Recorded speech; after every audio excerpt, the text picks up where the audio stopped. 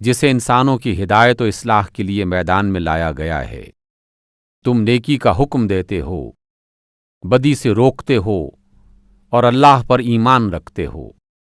اگر یہ اہل کتاب ایمان لاتے تو انہی کے حق میں بہتر تھا، حالانکہ ان میں کچھ لوگ مومن ہیں مگر ان کے بیشتر افراد فاسق یعنی نافرمان ہیں۔ یہ آپ کا کچھ نہیں بگاڑ سکتے، زیادہ سے زیادہ بس کچھ ستا سکتے ہیں۔ اگر یہ تم سے لڑیں گے تو مقابلے میں پیٹھ دکھائیں گے، پھر کہیں سے ان کو مدد نہ ملے گی۔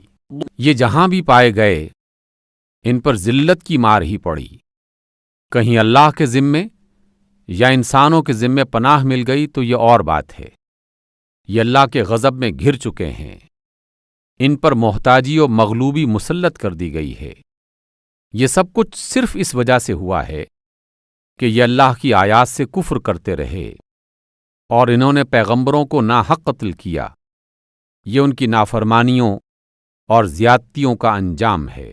مگر سارے اہل کتاب یکساں نہیں ہیں، ان میں کچھ لوگ ایسے بھی ہیں جو راہ راست پر قائم ہیں، راتوں کو اللہ کی آیات پڑھتے ہیں اور اس کے آگے سجدہ ریز ہوتے ہیں، اللہ اور روز آخرت پر ایمان رکھتے ہیں، نیکی کا حکم دیتے ہیں، برائیوں سے روکتے ہیں اور بھلائی کے کاموں میں سرگرم رہتے ہیں۔ یہ صالح یعنی اچھے لوگ ہیں، اور جو نیکی بھی یہ کریں گے اس کی ناقدری نہ کی جائے گی۔ اللہ پرہیزگار لوگوں کو خوب جانتا ہے۔ رہے وہ لوگ جنہوں نے کفر اختیار کیا تو اللہ کے مقابلے میں ان کو نہ ان کا مال کچھ کام دے گا نہ اولاد، وہ تو آگ میں جانے والے لوگ ہیں اور آگ ہی میں ہمیشہ رہیں گے۔ جو کچھ وہ اپنی اس دنیا کی زندگی میں خرچ کر رہے ہیں اس کی مثال اس ہوا کی سی ہے جس میں سخت ٹھنڈ ہو اور وہ ان لوگوں کی کھیتی پر چلے جنہوں نے اپنے اوپر خود ظلم کیا ہے اور اسے برباد کر کے رکھ دے۔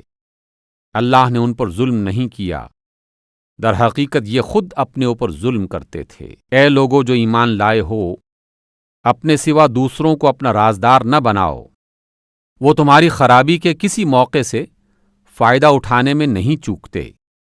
تمہیں جس چیز سے نقصان پہنچے وہی ان کو پسند ہے، ان کے دل کا بغض ان کے منہ سے نکلا پڑتا ہے، اور جو کچھ وہ اپنے سینوں میں چھپائے ہوئے ہیں وہ اس سے بھی شدید تر ہے۔